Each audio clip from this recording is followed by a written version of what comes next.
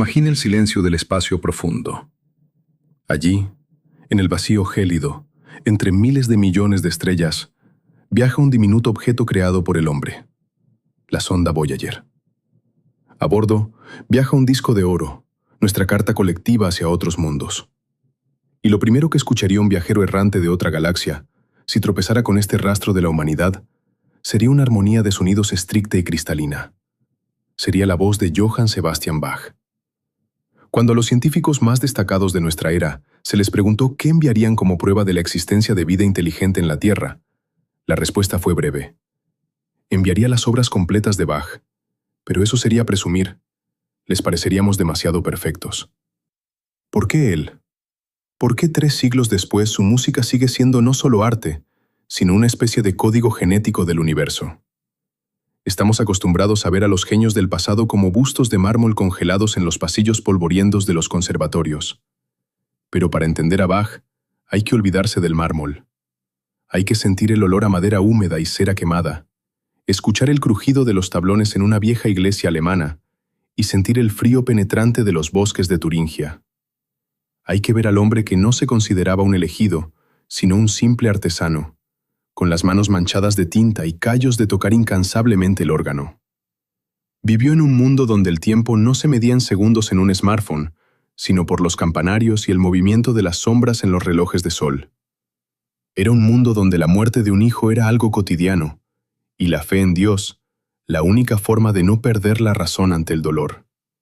Y en este mundo duro y tosco, Bach construyó sus catedrales invisibles de sonido. Él no buscó la fama. No hizo giras por Europa como Mozart o Liszt. Casi nunca salió de su Alemania natal. Para sus vecinos, era el organista siempre gruñón que exigía aumentos de sueldo o que repararan el techo de la escuela de canto. Fue padre de 20 hijos, a la mitad de los cuales enterró antes de que aprendieran a hablar. Pero tras esa fachada de cotidianidad, se escondía una mente que operaba en categorías de infinito. Mientras sus contemporáneos escribían música para entretener a los reyes, Bach escribía música para la eternidad. Veía en las 12 notas de la octava el orden matemático sobre el que se sostiene la creación. Para él, la fuga no era solo una forma musical, sino un espejo que reflejaba la complejidad y sencillez del diseño divino. Hoy realizaremos un viaje largo y meditativo siguiendo los pasos de este hombre. Caminaremos por las rutas que él recorrió a pie durante cientos de kilómetros solo para escuchar tocar a un gran maestro. Nos asomaremos a sus manuscritos, donde entre las perfectas líneas de notas a veces se ven rastros de lágrimas. Veremos cómo del silencio de la provincia alemana nació la música que, siglos después, se convertiría en el cimiento de todo, desde las improvisaciones de jazz hasta los algoritmos digitales modernos. Esta no es una historia sobre una biografía. Es una historia sobre la búsqueda del absoluto, sobre el hombre que aprendió a traducir el aliento de Dios al lenguaje de los sentimientos humanos. Este es un viaje a los orígenes de la armonía, un viaje al mundo de Johann Sebastian Bach. La Alemania de finales del siglo XVII es un mosaico de diminutos principados, divididos por bosques espesos, casi primordiales, y profundas convicciones religiosas. Aquí, en el corazón de Europa, el tiempo parece haberse detenido en ámbar.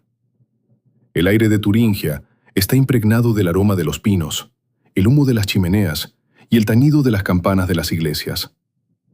Es aquí, en la pequeña ciudad de Eisenach, bajo la sombra del majestuoso castillo de Wartburg, donde en 1685 comienza nuestra historia. En este mundo, el apellido Bach no era simplemente un apellido. Era una marca registrada, un sinónimo de la palabra músico. Durante generaciones, este clan había poblado las ciudades alemanas con organistas, violinistas y trompetistas municipales. Ser un Bach significaba nacer con un instrumento en las manos. La música aquí no era un pasatiempo, sino un oficio familiar, tan tangible como el del herrero o el del panadero. El pequeño Johann Sebastian creció en una atmósfera donde los sonidos eran una extensión natural de la vida. Su padre, Johann Ambrosius, era el trompetista de la ciudad, y la casa siempre estaba llena de las vibraciones del metal y las cuerdas. Pero el idilio no duró mucho. En aquellos tiempos, la vida era frágil como el hielo fino sobre un río en primavera. A los 10 años, Sebastián conoció un silencio más aterrador que cualquier sonido. Perdió a ambos padres. El niño huérfano se mudó a Ohrdruf con su hermano mayor, Johann Christoph. Fue aquí, en ese hogar austero, donde comenzó la verdadera forja del genio. El hermano había sido alumno del gran Pachelbel y guardaba sus cuadernos de partituras bajo llave en un armario con puertas de rejilla.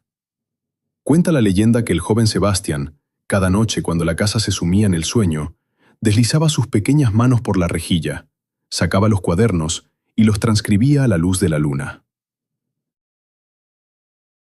Imaginen la escena. Una habitación fría. Un silencio roto solo por el rasgueo de la pluma y la pálida luz lunar cayendo sobre el pergamino limpio. 6 meses de un trabajo meticuloso y agotador. Fue en esas horas, cuando la vista del niño se forzaba hasta el límite, donde se moldeó el carácter de Bach. Su tenacidad fanática y su pasión por comprender los fundamentos. No solo copiaba notas, absorbía la estructura, la lógica y la arquitectura del pensamiento ajeno. Cuando su hermano descubrió la copia secreta y se la arrebató, Sebastián no lloró. Ya se sabía aquellas notas de memoria. Se habían convertido en parte de su arquitectura interior.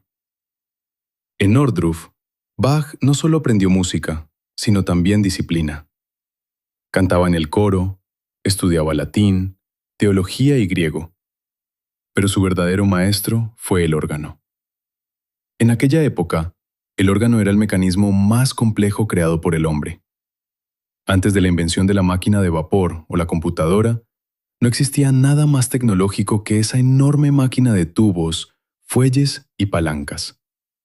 Para Bach, el órgano no fue solo un instrumento, sino una extensión de su propio cuerpo.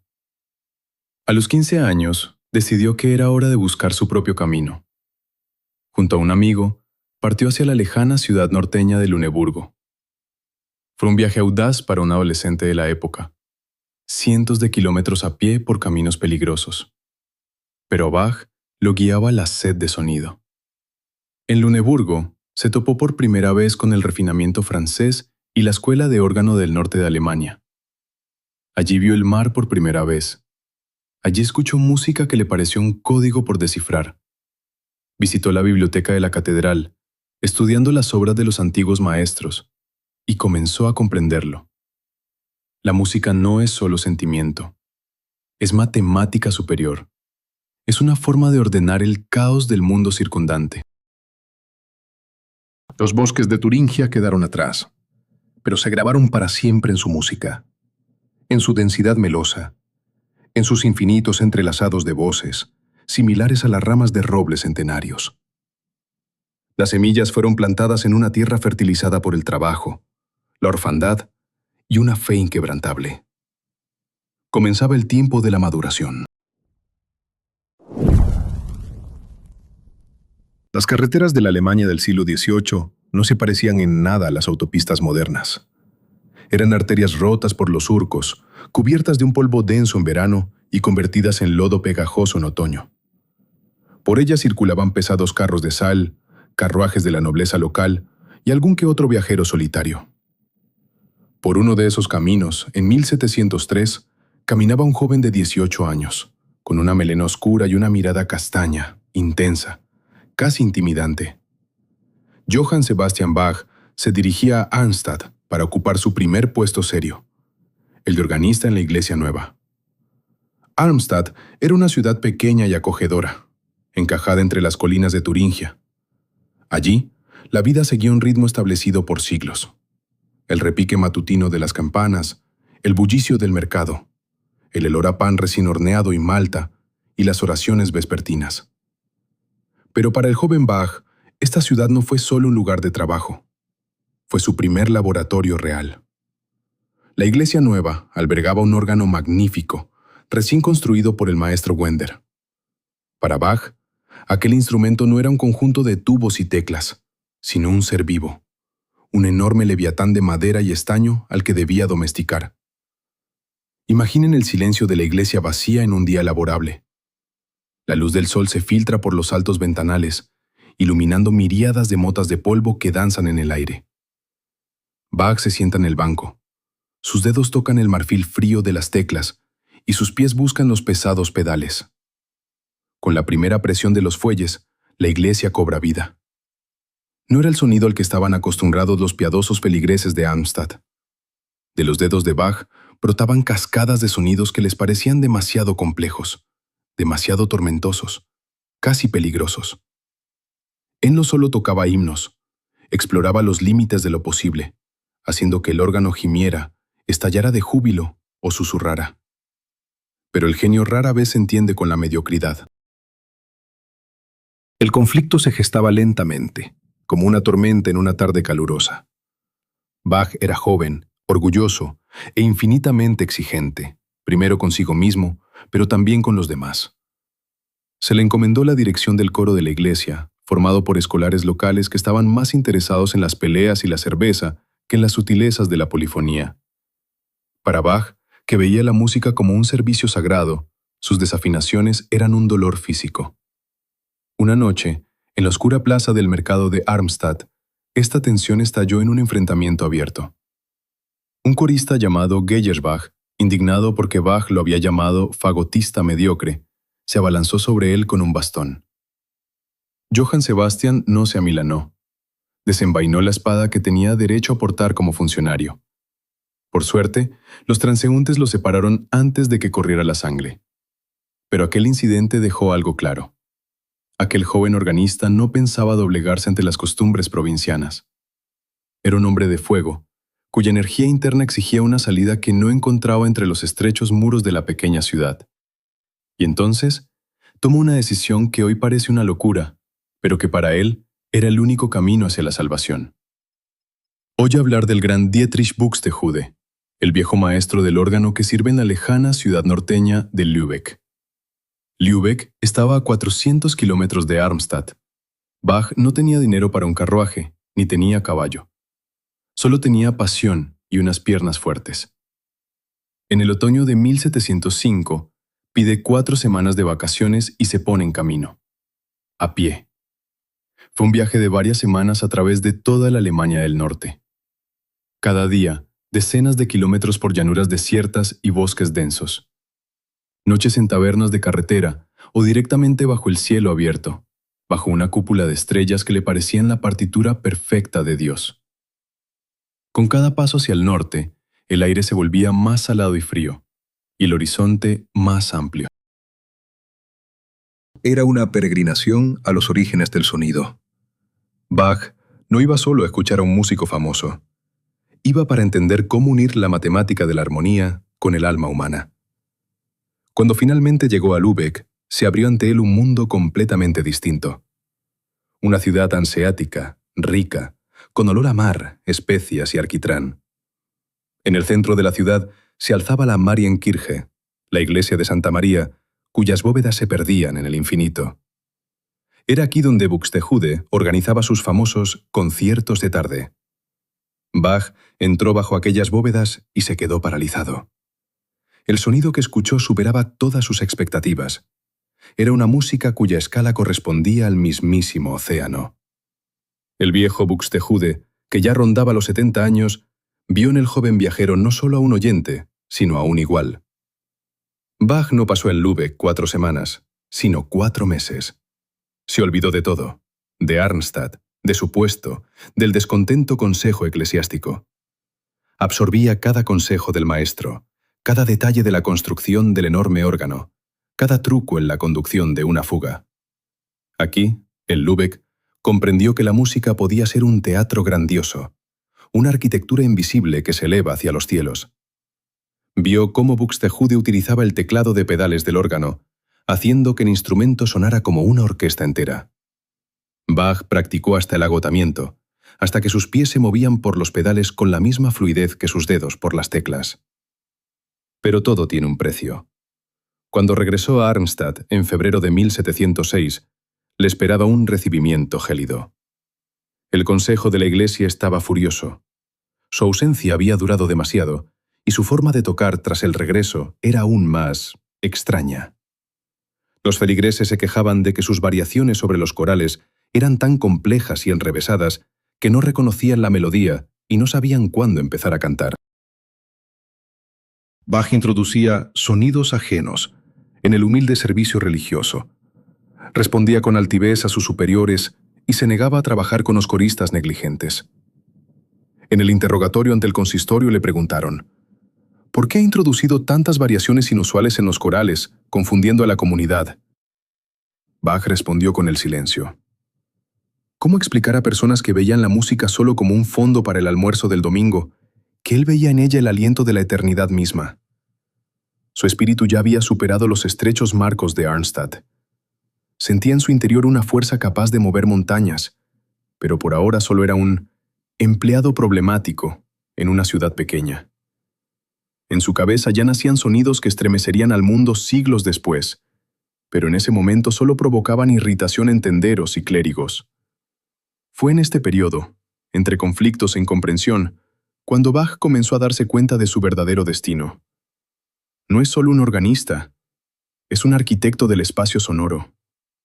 Comienza a escribir sus primeras obras de gran envergadura, en las que se escucha la austeridad de los bosques de Turingia, la fuerza del oleaje del Báltico y esa luz interior que guardaba celosamente en su alma desde que copiaba partituras a la luz de la luna.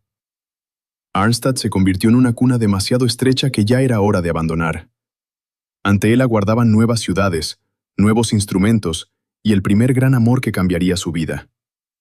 Pero aquella marcha de 400 kilómetros hacia Lübeck quedó para siempre en su memoria como el símbolo de lo que un hombre está dispuesto a hacer por la búsqueda de la verdad. Bach demostró que para quien busca la armonía, no hay caminos demasiado largos. Solo existe el movimiento infinito hacia adelante, hacia la luz que brilla al final de cada compás de su música. En 1708, los caminos conducen de nuevo a Johann Sebastian Bach, a través de los bosques de Turingia. Pero esta vez su paso es más firme, y su nombre ya empieza a susurrarse entre los conocedores. Se dirige a Weimar, la ciudad que será el escenario de su primer gran triunfo y el lugar de su primera lección amarga. Que incluso un genio puede ser rehén de la voluntad ajena. El Weimar de aquel entonces era un refinado centro intelectual gobernado por el duque Wilhelm Ernst. Imaginen la atmósfera de esta corte. Aquí, la severidad de la fe luterana se encuentra con el brillo de la etiqueta aristocrática.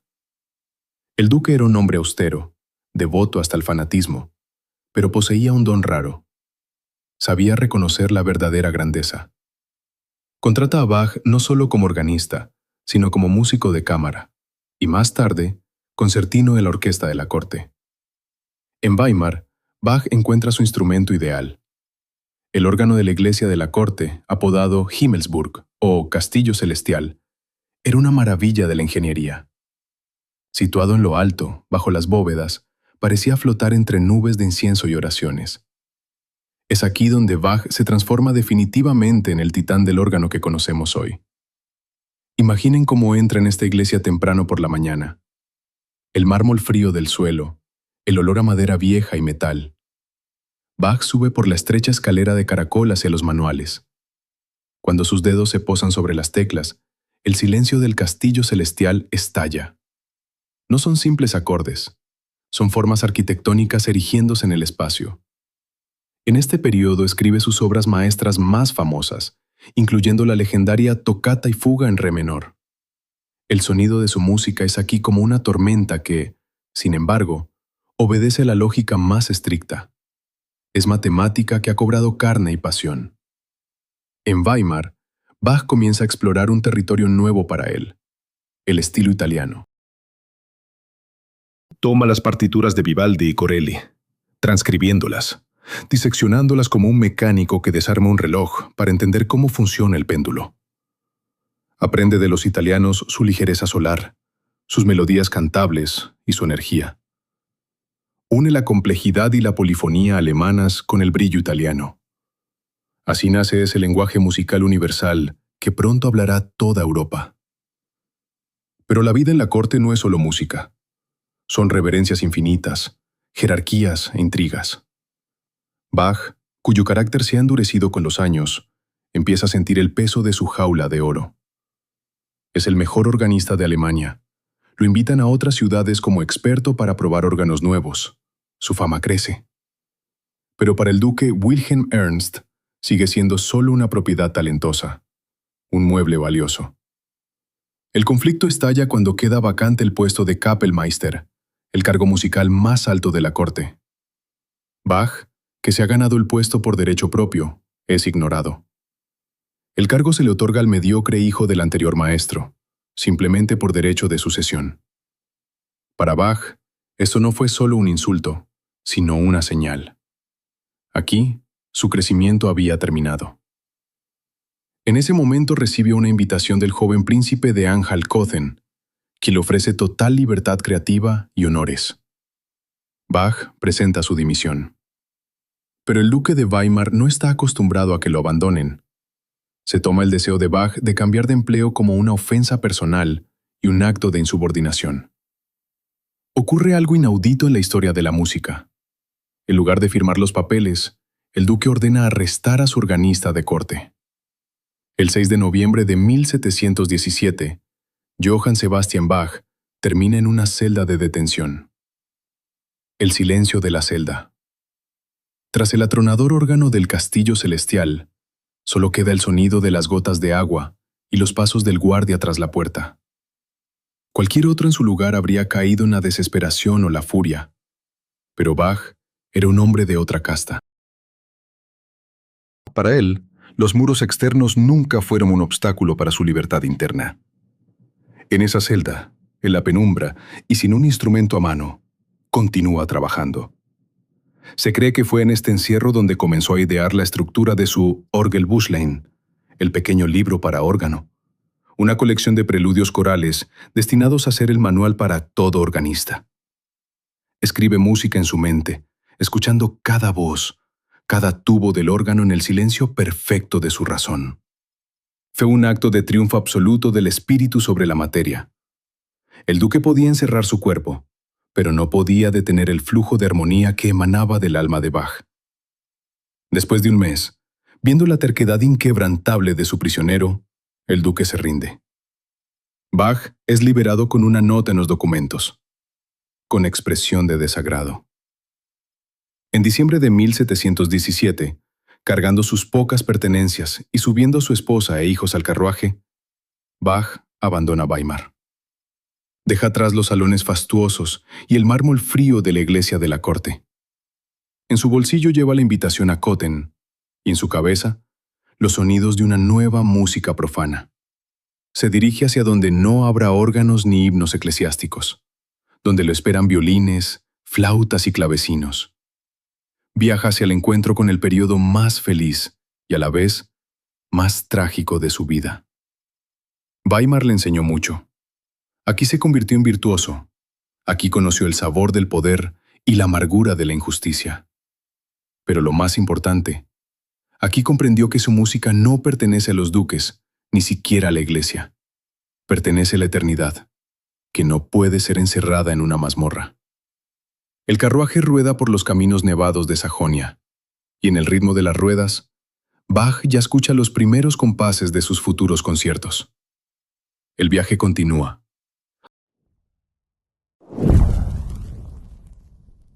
El aire de Köthen era distinto. Tras el ambiente pesado, impregnado de incienso y de la estricta etiqueta de Weimar, esta pequeña ciudad parecía casi transparente. Aquí no había catedrales majestuosas con ecos milenarios, ni órganos masivos que hicieran temblar los cimientos. El Principado de Anhalt-Köthen era calvinista, lo que significaba que el servicio religioso era extremadamente sencillo, despojado de música pomposa. Para cualquier otro organista, esto habría sido el fin de su carrera. Para Bach, fue el comienzo del período más inusual y luminoso de su obra. El príncipe Leopoldo, gobernante de Köthen, era joven, culto y un verdadero apasionado de la música. No era el amor formal de un monarca por un arte que realzara su estatus. Leopoldo mismo tocaba el violín, la viola da gamba y el clavecín. Poseía un barítono agradable y solía pasar las tardes haciendo música con sus cortesanos.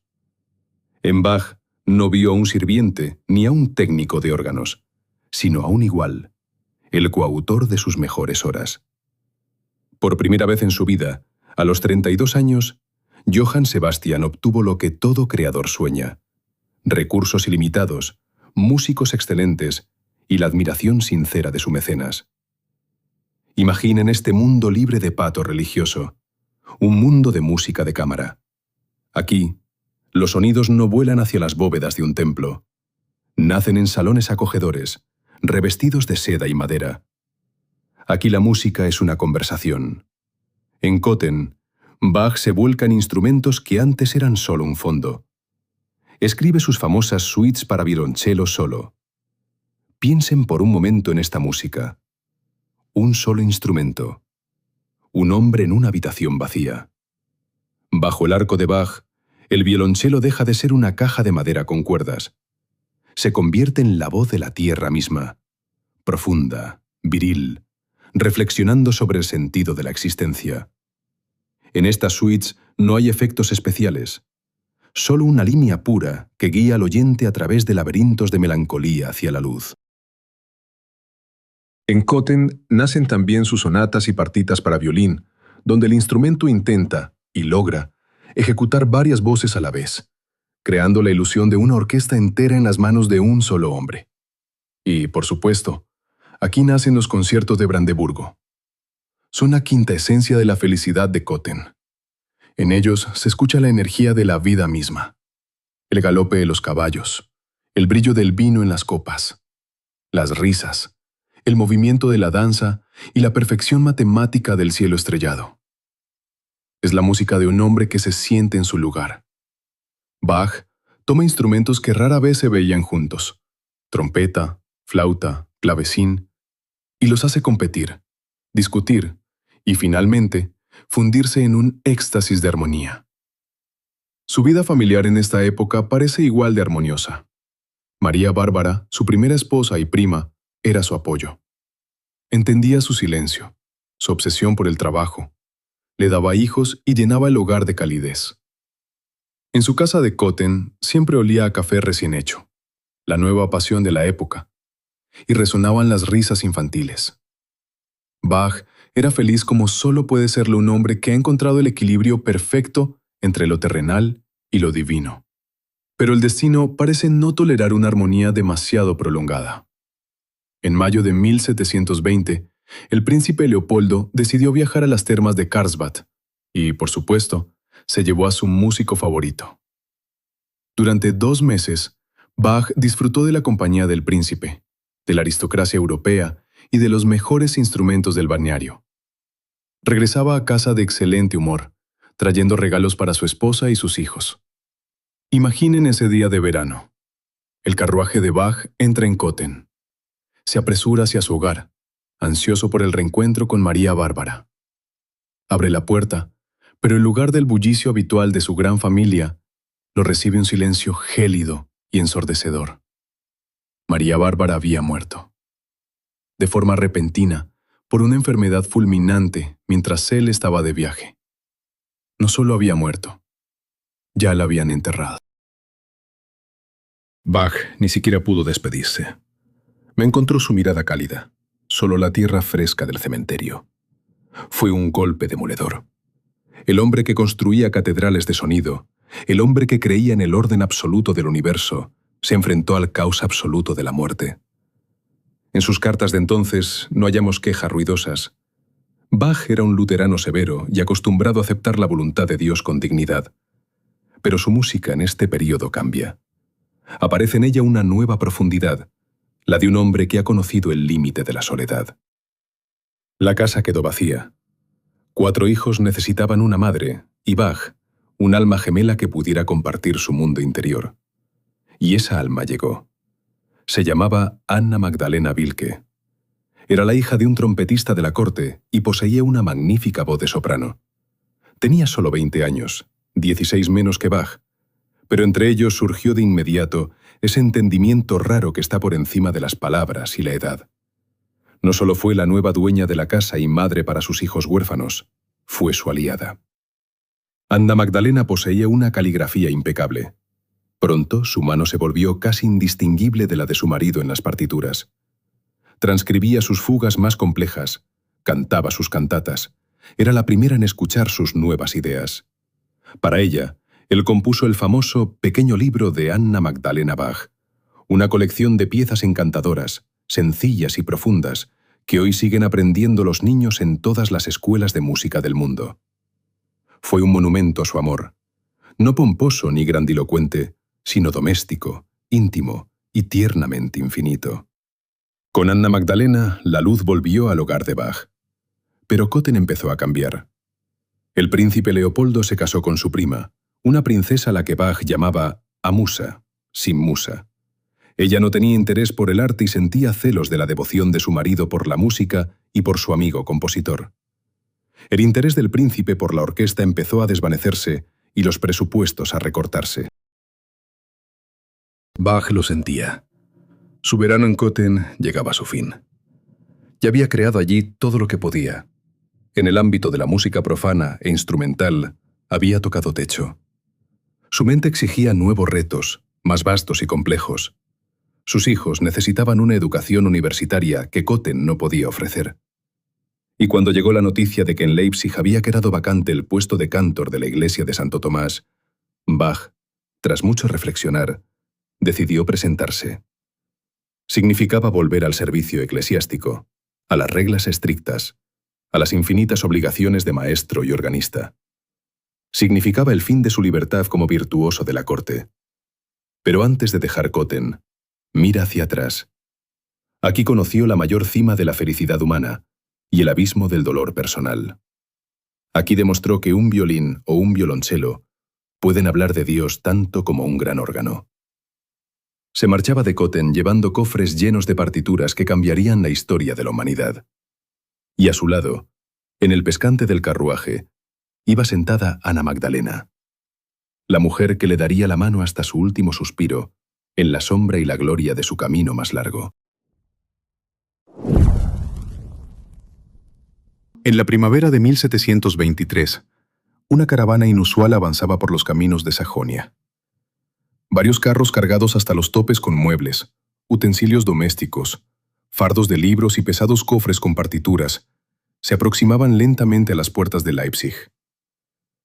En uno de los carruajes viajaba un hombre de 38 años, de rostro decidido y ojos cansados. A su lado, su joven esposa y sus hijos. Johann Sebastian Bach se mudaba a su último y más importante puesto de servicio. Aún no sabía que esta ciudad sería su hogar durante los siguientes 27 años, su campo de batalla y su altar personal. El Leipzig de aquel entonces no se parecía al acogedor Köthen ni al cortesano Weimar. Era un hervidero de comercio, ciencia y religión. La ciudad de las ferias, la imprenta y las universidades. El aire estaba impregnado del olor a tinta de imprenta, productos coloniales y la ambición de los burgueses ricos. Bach fue invitado allí para el cargo de cantor de la Escuela de Santo Tomás, un puesto prestigioso pero increíblemente pesado. Para el Consejo Municipal de Leipzig, Bach no fue la primera opción. Querían invitar a los famosos Telemann o Graupner, pero estos rechazaron. Uno de los miembros del consejo pronunció entonces una frase que se convirtió en una curiosidad histórica. Ya que no podemos conseguir a los mejores, tendremos que conformarnos con uno mediocre. Bach conocía este desprecio. Sabía que no iba hacia un retiro honorable, sino hacia un trabajo forzado. Imaginen su primer día de trabajo. La Escuela de Santo Tomás, un edificio decadente donde decenas de niños del coro se hacinan en habitaciones estrechas. Humedad, corrientes de aire, olor a cuerpo sin lavar y a papel viejo. Bach no era solo un músico, se convirtió en maestro, pedagogo y funcionario. Tenía que enseñar latín, vigilar la disciplina en el internado y proveer de música a las 4 iglesias principales de la ciudad. El ritmo de su vida en Leipzig desafía la imaginación. Cada domingo debía sonar una cantata nueva en la iglesia. Eso significaba que el lunes, Bach empezaba a componer. El martes y el miércoles, los copistas, a menudo sus propios hijos y su esposa, transcribían las partes febrilmente. El jueves y el viernes ensayaba con el coro y la orquesta, y el domingo por la mañana él ya estaba en el podio, dirigiendo una obra maestra que el mundo escucharía siglos después. Así, semana tras semana, mes tras mes, año tras año. Componía con tal velocidad que parecía temer que la fuente en su interior pudiera agotarse. Pero ésta no hacía más que ensancharse. En su período de Leipzig, Bach crea sus ciclos monumentales de cantatas, una verdadera enciclopedia musical de la fe. Si toda la literatura cristiana desapareciera, podría reconstruirse a través de las cantatas de Bach. En ellas se escucha el temblor ante la grandeza de Dios, el miedo humano a la muerte y el júbilo radiante de la esperanza. Pero tras este incendio creativo se escondía una lucha agotadora con el mundo terrenal. Bach chocaba constantemente con las autoridades municipales. Para los magistrados, era el cantor obstinado, que siempre exigía más dinero para reparar instrumentos, más leña para calentar la escuela y mejores cantantes para el coro. Ellos veían en él a un artesano que debía conocer su lugar. Él veía en ellos a ignorantes que le impedían servir a Dios. En el silencio de su estudio, a la luz de velas que se derretían, Bach mantenía su conversación más importante. Sus manuscritos de esta época son un campo de batalla. Vemos cómo su pluma corre apresurada, cómo deja borrones en el papel, cómo abrevia las palabras. Al principio de cada partitura escribía JJ, Jesujuba, Jesús, ayuda. Y al final, SDG, Soli Deo Gloria, solo a Dios la gloria. La música no era para él un arte por placer, sino una forma de teología. La cumbre de su servicio en Leipzig fue la Pasión según San Mateo. Imaginen el Viernes Santo de 1727 en la iglesia de Santo Tomás. Penumbra, olor a incienso, feligreses inmóviles, y de pronto sonidos que este mundo aún no había escuchado. 2 orquestas, 2 coros, una escala comparable a la tragedia antigua. Bach no solo narraba el pasaje evangélico, obligaba a cada presente a ser testigo del drama en el Gólgota. Cuando sonaron los primeros compases del coro inicial, algunos fieles se hundieron en sus bancos aterrados. La música era demasiado real, demasiado física en su sufrimiento y en su amor. Las autoridades de Leipzig no apreciaron la obra maestra. Para ellos era demasiado parecido a una ópera. Le recortaron el sueldo y le amonestaron. Pero Bach continuó. Su vida doméstica en Leipzig era su único refugio. La casa de Bach estaba llena de música y de voces de niños. Ana Magdalena daba a luz casi cada año. En total, Bach tuvo 20 hijos, pero solo 10 llegaron a la edad adulta. La muerte era una invitada constante en su hogar. Imagine lo que es escribir música pascual alegre cuando en la habitación del lado descansa el pequeño ataúd de tu hijo. Bach encontraba consuelo en la familia. Por las noches organizaban conciertos domésticos. Los hijos mayores, Wilhelm Friedemann, Carl Philipp Emanuel, ya se estaban convirtiendo en virtuosos. En esa casa, la música era oxígeno. Bach enseñaba a sus hijos transmitiéndoles los secretos del oficio que él mismo, tiempo atrás, robó a la luz de la luna. Era un padre estricto pero amoroso, que buscaba dar a sus hijos lo que a él le fue negado: estabilidad y educación. Con el tiempo, Bach empezó a distanciarse del ajetreo de Leipzig. Fundó el Collegium Musicum, un conjunto profano que actuaba en el café Zimmermann. Allí, entre vapores de café y humo de tabaco, Bach presentaba sus obras instrumentales, sus conciertos y su famosa cantata del café. Era su forma de recordar a la ciudad que la música es también alegría, el brillo de la vida, la energía pura de la comunicación humana. Al llegar a los 50, se convirtió en una leyenda viva, aunque para muchos músicos jóvenes pareciera anticuado. Se ponía de moda un estilo ligero y galante, mientras Bach seguía construyendo sus fugas increíblemente complejas, que sus contemporáneos llamaban enrevesadas. Pero él no prestaba atención a las modas. Sabía que las leyes de la armonía que había descubierto eran inmutables, como las leyes de la gravedad. En su despacho de la escuela de Santo Tomás se acumulaban tomos de partituras, la misa en si menor, el oratorio de Navidad, los ejercicios para teclado. Estaba creando los cimientos sobre los que se sostendría toda la civilización occidental futura. Su Leipzig no es solo la ciudad de los conflictos con el Consejo, es el lugar donde el espíritu humano alcanzó su cenit. Bach, en Leipzig, es la imagen de un titán que con una mano se aferra a la rutina cotidiana y con la otra toca las estrellas. Demostró que se puede estar abrumado por las deudas, los hijos y los jefes desagradecidos, y aún así crear música en la que no hay ni una gota de vanidad terrenal. Su vida aquí se convirtió en una gran lección de humildad y triunfo. Pasaron los años y su vista empezó a fallar tras décadas de trabajar a la luz de las velas. Pero la luz interior solo se hacía más brillante. Por delante quedaban las últimas pruebas y las últimas, más profundas revelaciones que dejaría al mundo antes de sumirse definitivamente en ese silencio del que un día extrajo sus primeros sonidos. Hacia mediados del siglo XVIII, Europa comenzó a cambiar drásticamente.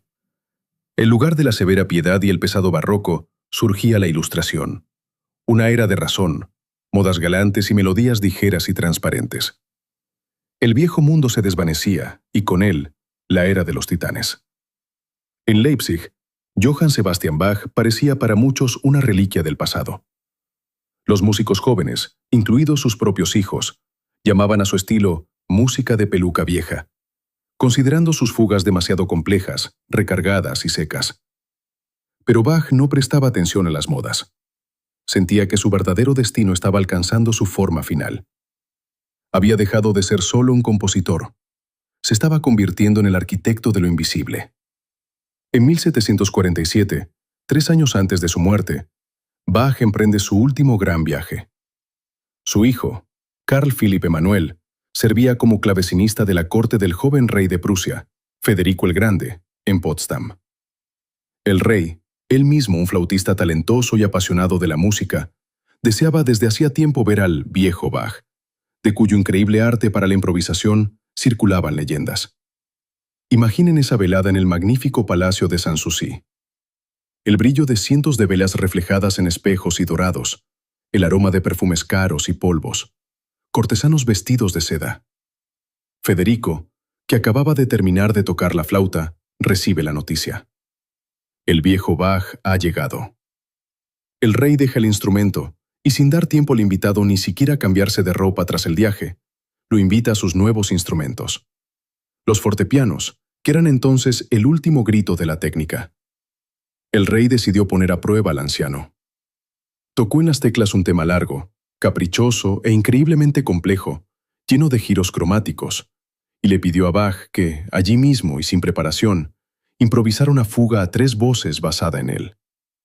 Federico estaba seguro de que aquel tema era demasiado enrevesado para un desarrollo instantáneo. Bach se sentó al instrumento. Sus manos, marcadas por los nudos de las venas, tocaron las teclas. Y en ese momento, la frivolidad de la corte desapareció. Los presentes se quedaron inmóviles. De un conjunto caótico de notas, Bach erigió instantáneamente un edificio perfecto.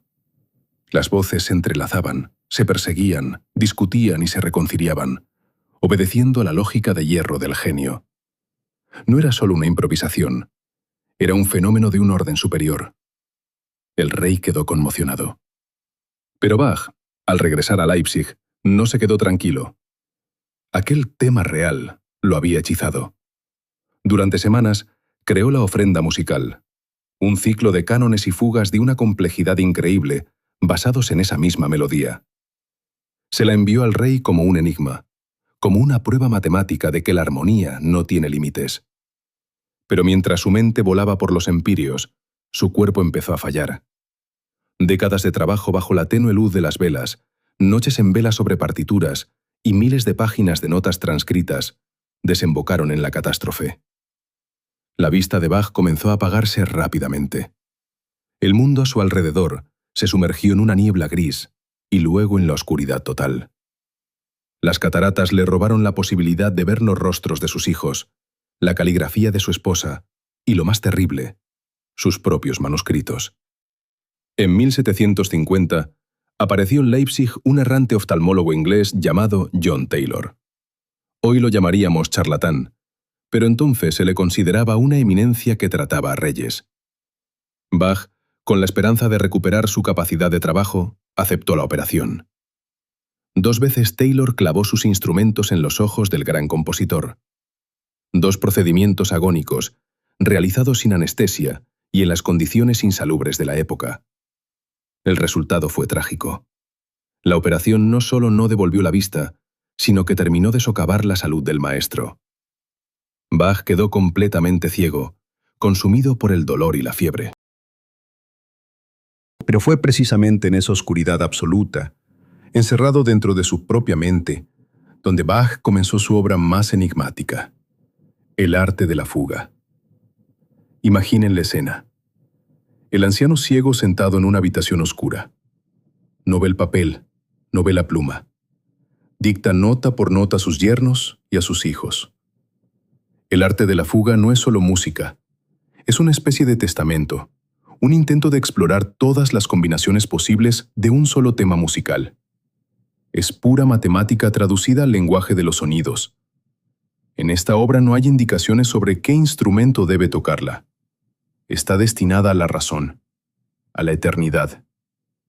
Era como si Bach intentara descifrar el algoritmo con el que Dios creó el universo. Fuga tras fuga, cada vez más complejas, cada vez más increíbles. En cierto momento, las voces empiezan a moverse al revés, a reflejarse unas en otras como en un espejo, a invertirse de cabeza. Y, a pesar de ello, siguen siendo impecablemente hermosas. Era arquitectura de espíritu puro. En la última fuga, inacabada, Bach entrelaza por primera vez en su vida su propio nombre en el tejido musical. En la notación alemana, las letras B, A, C, H corresponden a las notas si bemol, la, do y si natural. Este motivo de 4 sonidos suena como una firma en un gran lienzo. Pero no llega a terminar el trabajo. El manuscrito se interrumpe en el compás 239. Su hijo escribiría más tarde al margen de la partitura. En el momento en que el compositor introdujo el tema BACH, falleció. Pero justo antes del final, ocurrió un milagro. 10 días antes de morir, Bach recuperó repentinamente la vista. Durante unas horas, la niebla se disipó y volvió a ver la luz del sol, los rostros de sus seres queridos y sus papeles. Fue una despedida. Poco después, sufrió un ataque apopléjico. En sus últimas horas de vida, ya delirando, Bach seguía dictando su último coral. Su título era «Ante tu trono me presento». No temía a la muerte. Para un hombre que pasó toda su vida construyendo armonía desde el caos, la muerte era solo el acorde final, la resolución de todas las disonancias en una única nota pura e infinita. El 28 de julio de 1750, el corazón de Johann Sebastian Bach se detuvo. En la habitación se hizo el silencio. Aquel mismo silencio que él había llenado de sonidos durante 65 años. Los periódicos de la época dedicaron solo unas líneas secas a su muerte, llamándolo músico famoso, pero añadiendo que su música era demasiado artificial. Fue enterrado en una tumba sin nombre en el cementerio de la iglesia de San Juan. La ciudad olvidó pronto al viejo cantor. Su viuda, Ana Magdalena, murió unos años después en la miseria, en un hospicio para pobres.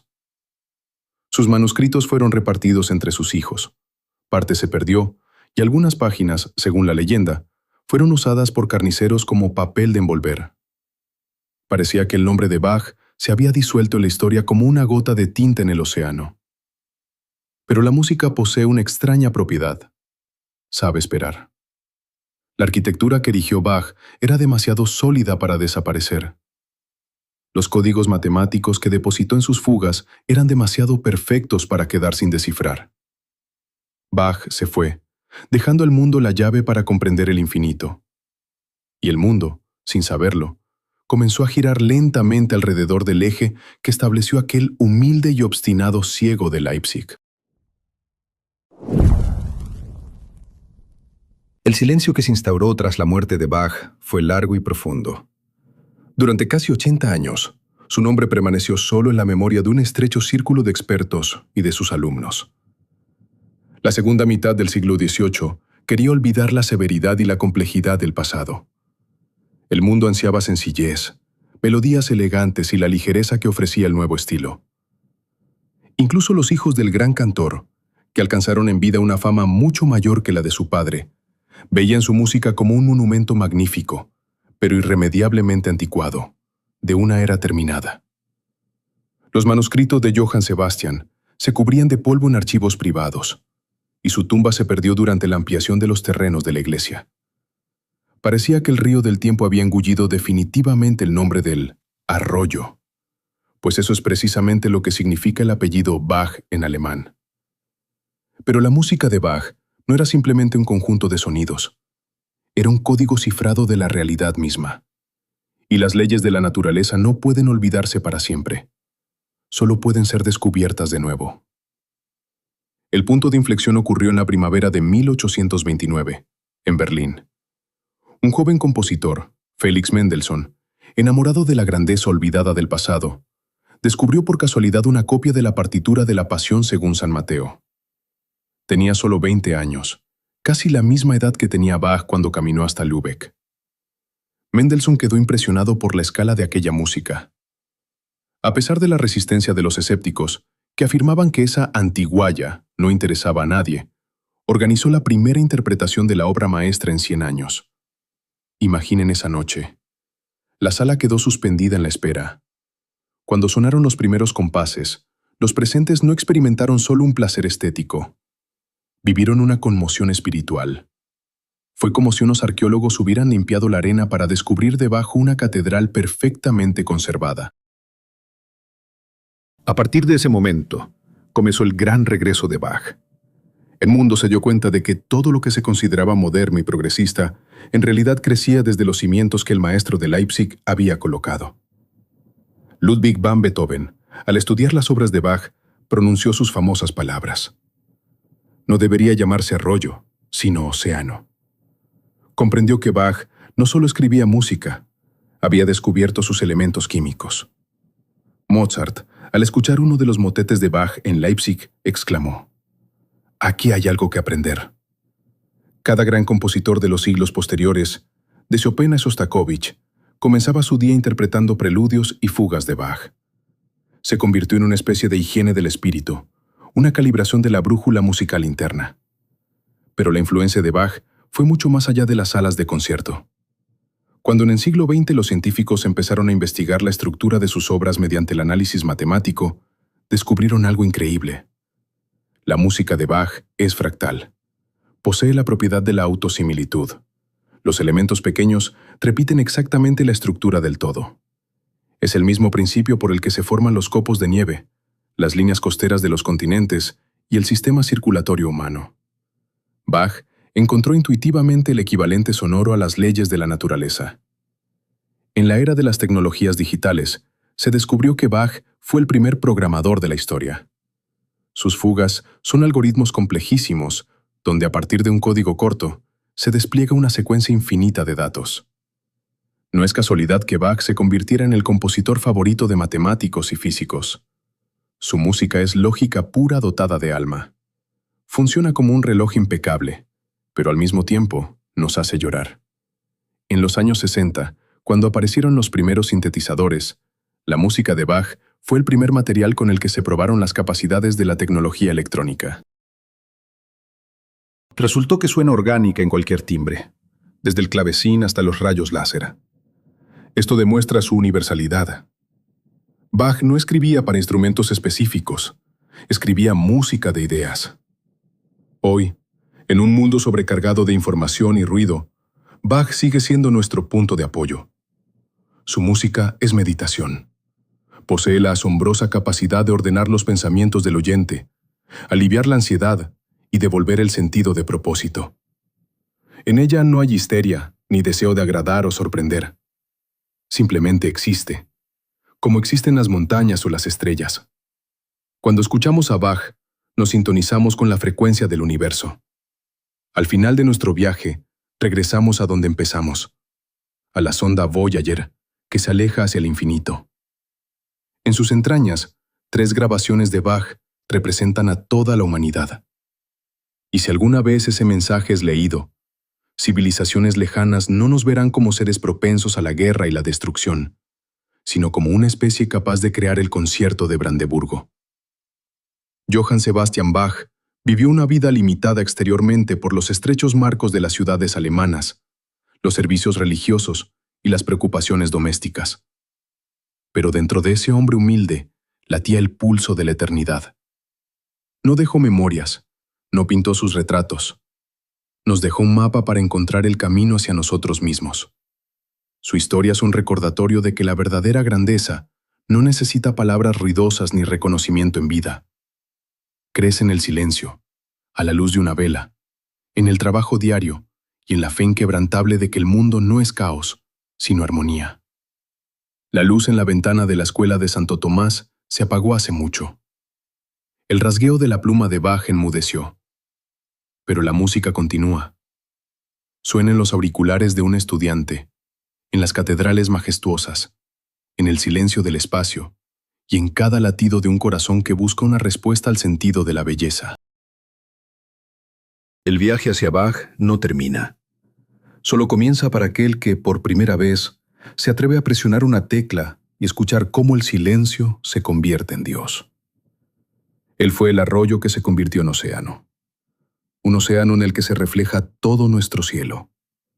Y mientras suene la última fuga, mientras la voz de Ana Magdalena resuene como un eco bajo las bóvedas de la historia, sabemos que no estamos solos en el universo.